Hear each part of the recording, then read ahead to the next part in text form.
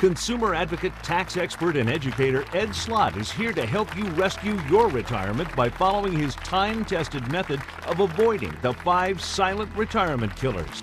The Wall Street Journal called best-selling author Ed Slott the best source of IRA advice, and USA Today said it would be tough to find anyone who knows more about IRAs than CPA Slott. Thank you. Welcome. Here's Ed Slott. Thank you. Thank you. Thank you. Thank you. Hi, everyone. I'm Ed Slott, and this program is called Life Insurance for Life and Beyond. Well, first, why am I talking about life insurance? Because life insurance may be the most underused strategy to protect large retirement balances from being decimated at the highest levels of taxation. So who's most at risk? Those of you who have the largest IRAs or other tax-deferred savings accounts. If you have taken the time to watch this DVD, then I know you want to learn more. So before we begin, just so you know, I don't sell life insurance. So why should I care? I don't sell stocks, bonds, funds, insurance, or annuities. I'm a tax advisor, but it's all about the taxes. I also believe most people don't understand how life insurance works as an effective planning tool. I don't sell it, and I'm no expert in exactly how all the various life insurance contracts work. That's why there are life insurance professionals that you need to work with to fill in all the details. But I do know the end result. It's like a car. I know it gets you there, but I don't know how the engine works. But I do know how life insurance can fix lots of money and retirement problems, and even create wealth, and tax-free wealth. And you know, I love tax-free. I only care about the end result, the benefits to you. I want you to know how powerful the end result is. I want to give you enough here so that you'll understand what life insurance tax planning can do for you and your family, both during your lifetime and after your death. So why don't most people take advantage of life insurance? Because every time you hear life insurance, some people just tune out, or you put it off. And most times you hear about life insurance, you're hearing about it from someone who sells it. So maybe you feel like you're being sold rather than being advised. Maybe you think, they're just trying to sell me something. So you think, I'll avoid the meeting or avoid the discussion. And maybe you're right. Maybe you feel that you're just being sold, so you don't see a benefit to you. But I'm here to tell you, you could be wrong. I want you to understand what's in it for you from an unbiased, objective tax benefit point of view.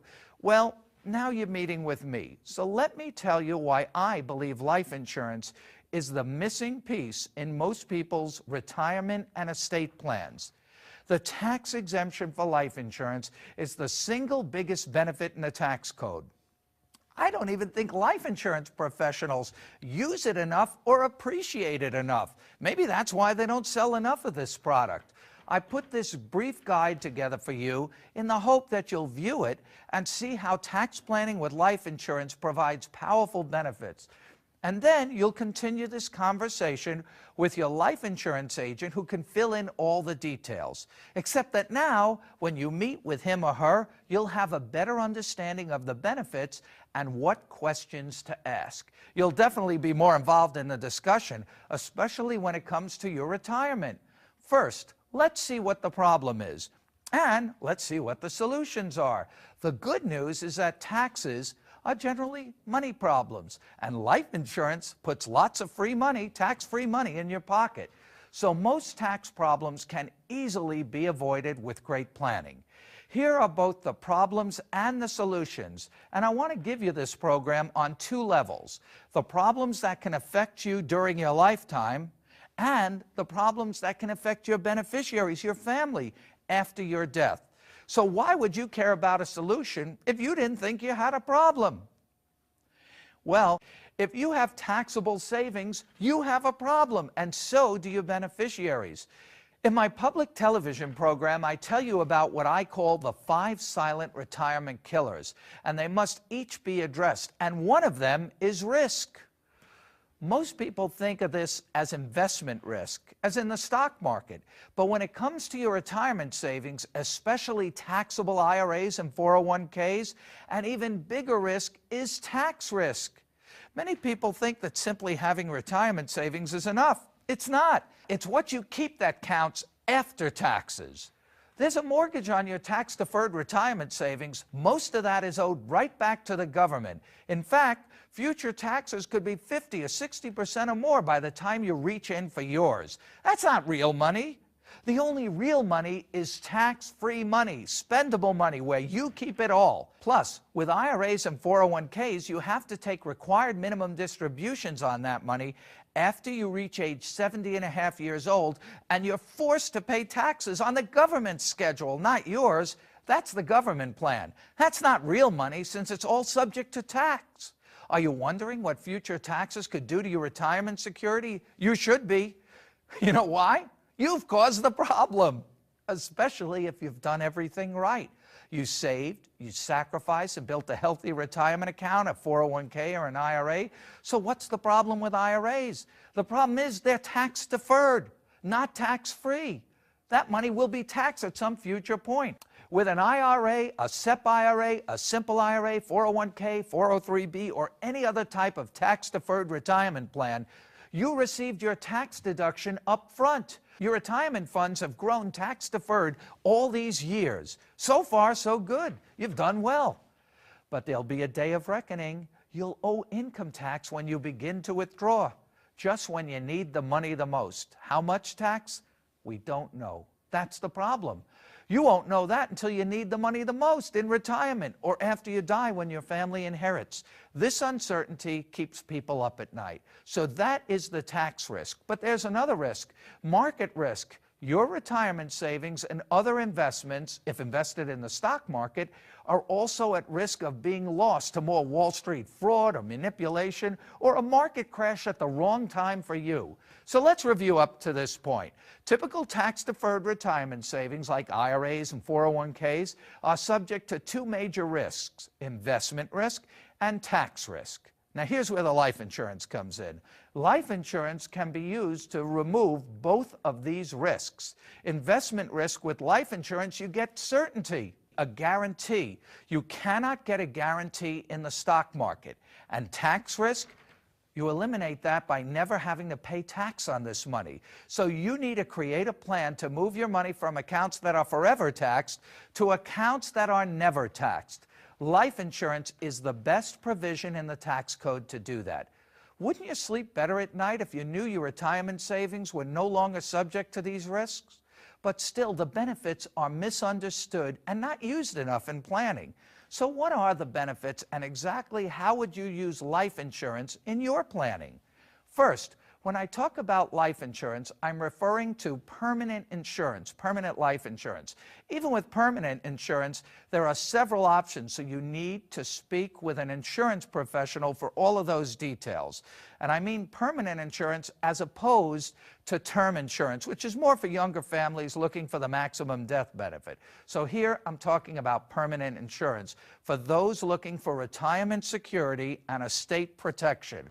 As I've already told you, you have a tax problem, especially if you have significant funds in taxable and tax-deferred accounts. Your family will also have a problem after you die if no planning is done and they inherit mostly taxable funds. They're going to be dealing with these tax issues too.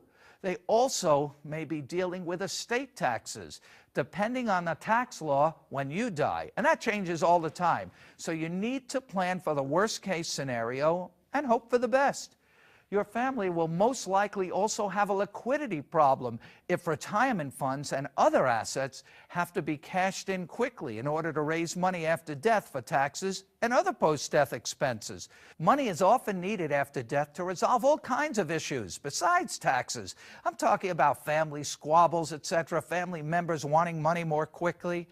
The last thing you want is for your family to have a fire sale, especially if there's a family business or other valuable property in your estate. You don't want your family wasting or cashing out retirement accounts or other valuable property prematurely because cash was needed quickly. You need to do a liquidity test right now so you can see if your family will have a cash problem after death. To gauge the problem, what I do is I take clients through my own type of liquidity analysis, because most people are not liquid enough to avoid having their families starting to have to sell off investments, cashing in retirement accounts, and triggering unnecessary taxes. So what does my liquidity analysis do? It shows you how much of your estate can be turned into cash quickly without triggering taxes or losing property value. Cash is often needed after death, even if there are no estate taxes. And remember, that's only federal taxes. Don't forget state estate taxes. There are always expenses, and the IRA is the last account you would want to have to tap into to pay those bills. Remember, IRAs are subject to both income taxes and estate taxes, could be subject to estate taxes, which could eat up a lot of cash quickly. You can work with your advisor and your CPA or accountant on this too, this liquidity analysis, to go through it with them. But here's what we do.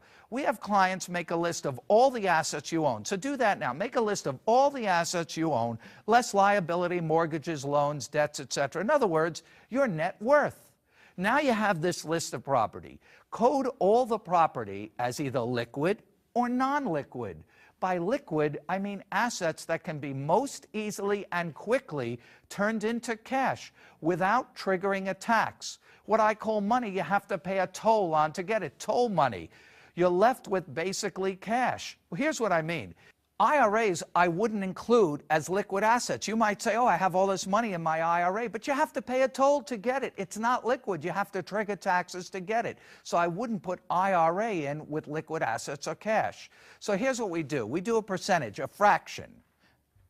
The numerator is liquid assets, basically cash, your bank accounts, and I don't mean actual cash, but bank accounts that you could get money easily out of without triggering a tax bill. And again, do not include IRAs or 401ks here. Sure, they can be cashed in, but there's a toll on that money, and that will trigger a tax. Include only assets that could be sold quickly without triggering a tax or other expenses or losing significant value like a fire sale. Sure, you could get money out of it quickly if you sell for a low price. So that's the numerator, basically liquid cash and accounts. Now the denominator is the value of your entire estate, everything, including the cash, including your assets, business interests, real estate, include all property in addition to the IRAs. Now look at that percentage, look at that fraction. For most people, cash over the total estate is about 5%, if that much. Do you know what that means? Turn it around. In other words, this means most estates are 95% illiquid. That's a problem. Unless you actually do have a ton of cash laying around available, but most people don't. Most people, when I do this liquidity analysis, at that moment realize that they have a huge liquidity problem. So now you know you have tax exposure, stock market risk, and a liquidity problem. So how can life insurance help? Two ways. During your lifetime, so there's something in it for you right now, and after your death. During your lifetime, you have the ability to reduce both stock market risk and tax risk by moving your money from accounts that are forever taxed to accounts that are never taxed. You can actually do that two ways, Roth IRAs and life insurance. Both cost money now, but with life insurance, you'll be creating a bigger pot of tax-free money later when it's most needed. It would be great if you could do both and turn your entire estate into a tax-free windfall, both during your life and after death, but the more powerful way is with life insurance. And again, I'm talking about permanent life insurance that has cash value. You can contribute more with life insurance than you can generally to a Roth. With a Roth IRA, though, it's easier to access your money if you need it. Roth IRAs are income tax-free too, but they are a part of your estate and subject to estate taxes. But Roth IRAs provide no additional death benefit, as life insurance does. Life insurance comes with a guaranteed death benefit, and that benefit, unlike a Roth IRA, can be set up to be estate tax-free too. So what can you do to remove both the stock market risk and the tax risk? First, you can leverage your retirement savings like an IRA. If you have a large IRA, it may pay to draw it down now and pay tax on the distributions. Then use those distributions to invest in a permanent life insurance policies. Remember that tax rates are still at an all-time low right now, so now would be the best time to strike. Even if it costs you some tax money, it still pays because you are lowering your tax exposure on your IRA. And anyway, after age 70 and a half, mandatory withdrawals from the IRA must begin, whether you like it or not. Since the money will eventually have to be withdrawn anyway, it may as well be leveraged by using the money to pay the life insurance premiums. You're basically paying off the mortgage on your IRA early, so you never have to worry about tax risk.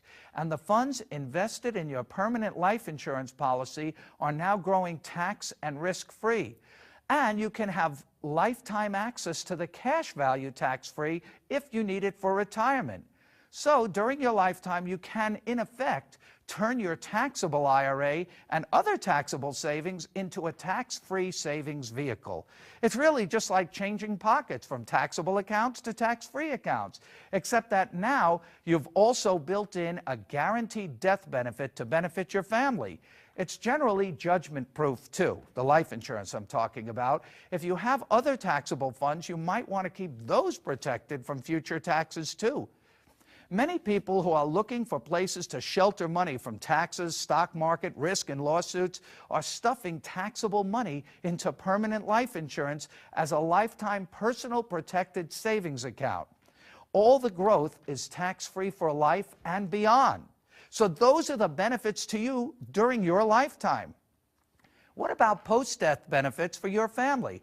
Well, if you don't need to tap into the funds during your lifetime, your beneficiaries are guaranteed a death benefit. The stock market has no such guarantee. Your family will now have guaranteed access to a ton of tax-free cash. Tax-free means they keep every cent. No tax erosion here. They will have tax-free cash to pay estate taxes if needed, to pay expenses, debts, mortgages, all without triggering taxes or having to sell a family business or other valuable real estate or other property that could trigger taxes. If they had to use your IRA to pay these bills, they would first have to pay income taxes and maybe estate taxes too, leaving very little to pay bills or for them. So don't just sit there and admire your IRA like most people do.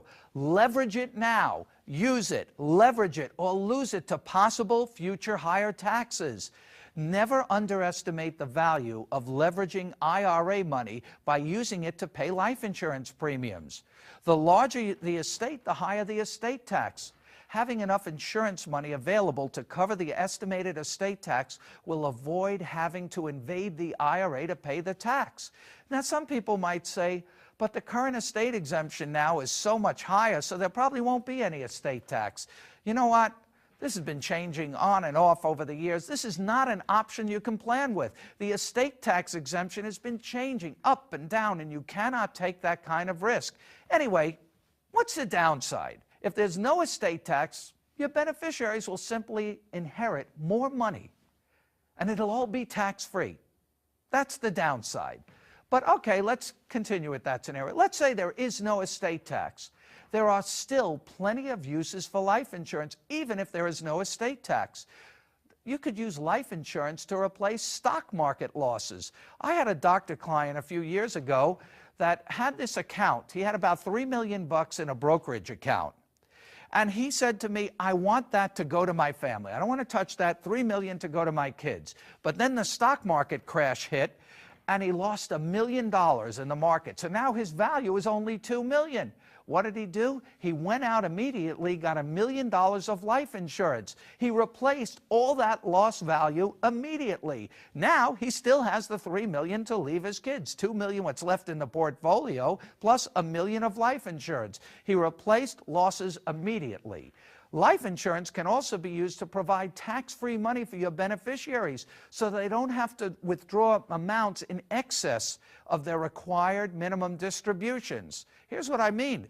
You might want to set up a stretch IRA for them where they take only the minimum amounts each year. But what if they need more? What if they have to take more? You don't want them hitting the IRA and taking out more taxable income, and especially if it's a Roth IRA breaking into tax-free money. So the life insurance can provide them extra money in addition to the minimum withdrawals, so they can stick with the minimum withdrawal schedule, and any other money they need, they use the tax-free life insurance money. This will keep their income taxes lower, since the excess IRA distributions would have been taxable.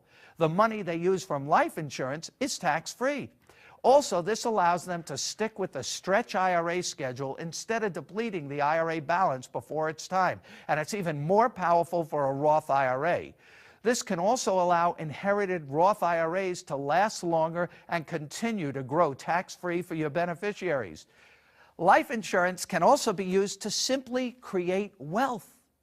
Your family can easily end up with millions more than you ever had, all tax-free.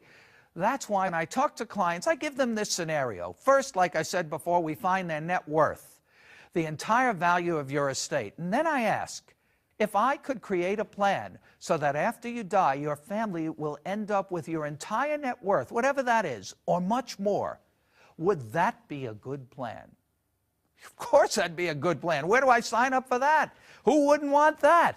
Does that mean there were no taxes or other expenses that depleted the estate? No, but we planned for that. And those items can be paid from the additional tax-free life insurance money, with plenty more left for your family. That's how any family's assets can be leveraged with life insurance to eliminate the effect of taxes and turn what was a taxable estate into a much larger tax-free estate. Here are some other uses for life insurance planning. If you have no retirement, you can actually create one with life insurance and have death benefit protection too, all guaranteed by moving other taxable money into your permanent life insurance policy. This provides a lifetime benefit for you. Life insurance can be a pension alternative too, providing beneficiaries with a tax-free stream of cash for the rest of their lives, similar to the stretch IRA, except that the life insurance is better than a stretch IRA because it's tax-free. And another benefit, money solves a lot of problems, not even always money problems. Families that don't get along. And it's not usually your children, it's the ones they marry. We had a case where one of the daughters just wouldn't even talk to the other 3 kids.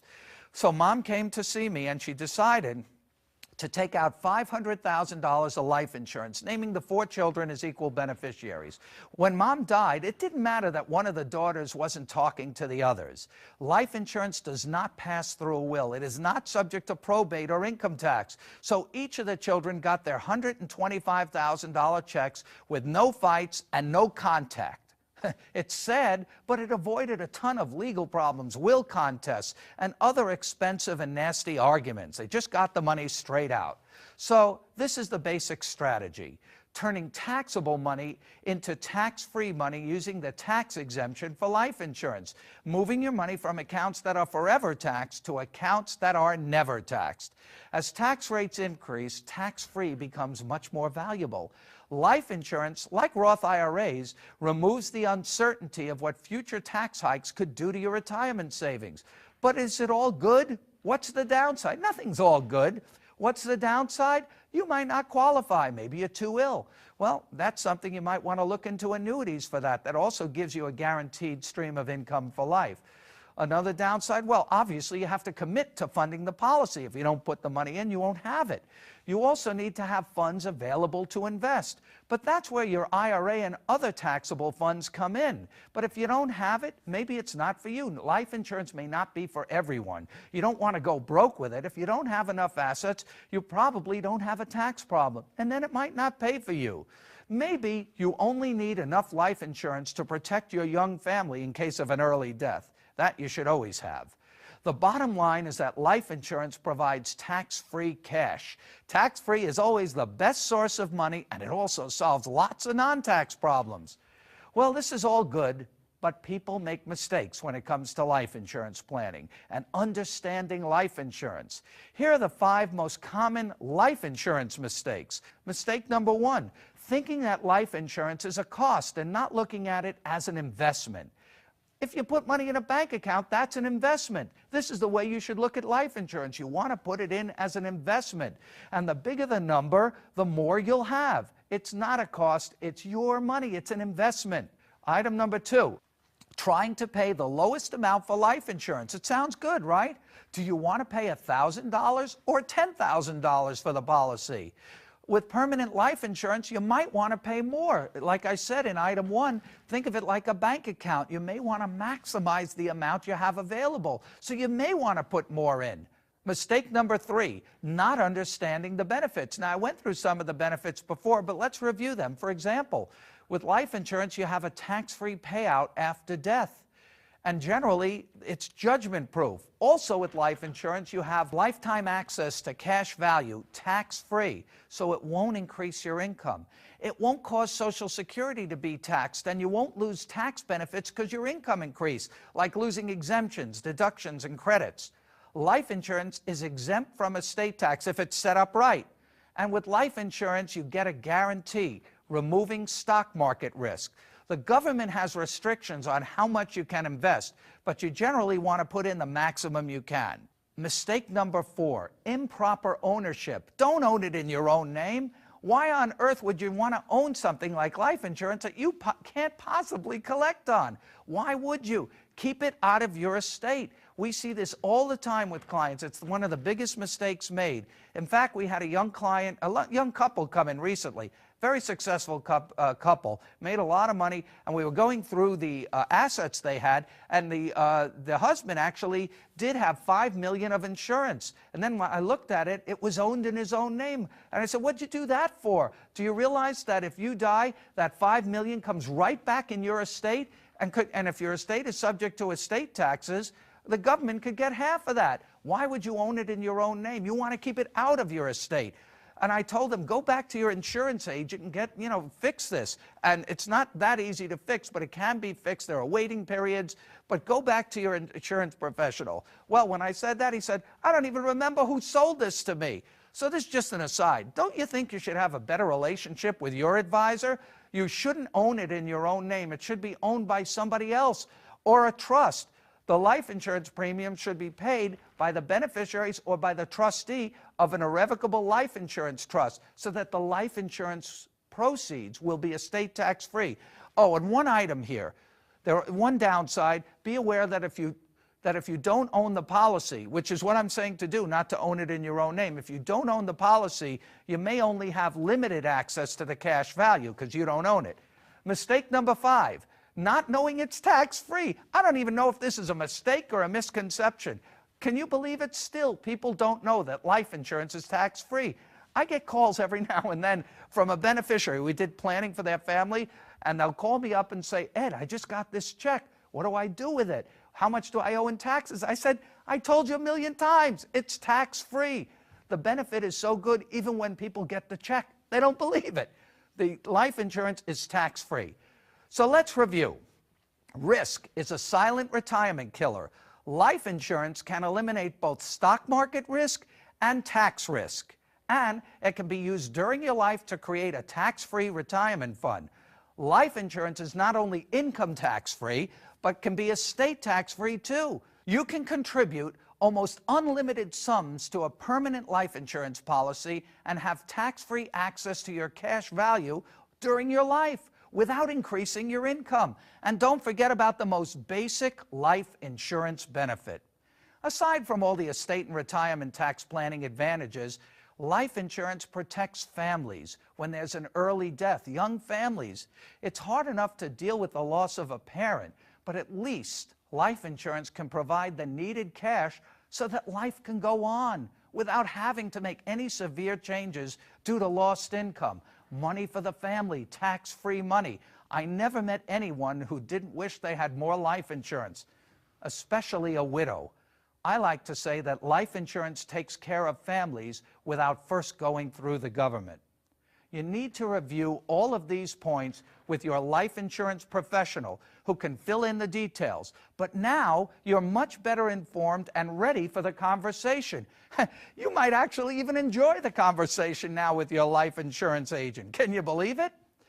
Life insurance is not only the single biggest benefit in the tax code, but it's also the most cost-effective way to protect a large IRA.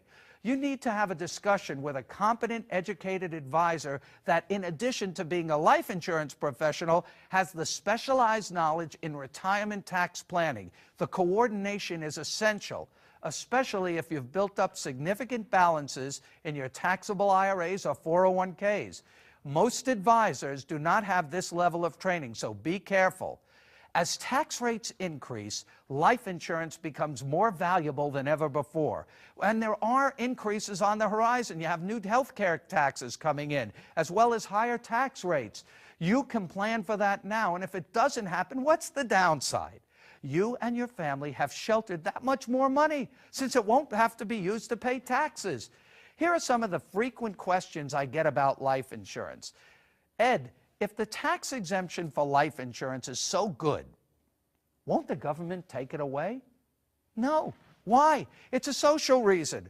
Why do you think our government encourages us to give money to charity? Because if you give money to charity, you get a tax deduction. Why is the tax code loaded with incentives to encourage us to give money to charity? Why does the government want us to give so much money to charities?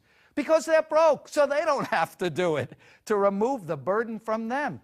It's the same thing with life insurance. Our government is broke. Our government wants us to take care of our families so they don't have to. They want us to take care of our families with our own money, partnered with private insurance company money so that the government doesn't have to.